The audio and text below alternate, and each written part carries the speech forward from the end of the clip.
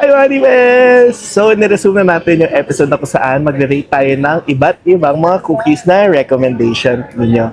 Tapos na tayo sa Baker J, natapos na tayo sa aperitif. Ngayon, nandito tayo ngayon sa Alabang Town Center at itatry natin ang Bose Cookies. This is for 150 pesos. Ganito siya kalaki.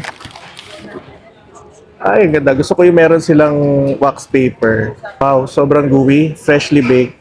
Ganito siya kalaki. The section.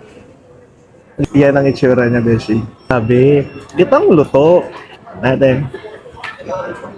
Sobrang sinful. As you can see, ito ang perfect definition ng walang crumbs. Mo. Walang natatapon at crispy on the outside. Alam mo yung ratio ng sugar niya is balanced lang. Hindi siya masyadong marami. Kasi pag masyadong marami, nagiging siya parang caramelly yung texture na. Alam mong cookie batter siya. Perfectly cooked siya. Edge nito is yung exterior nila. At the same time, chewy and moist sa loob.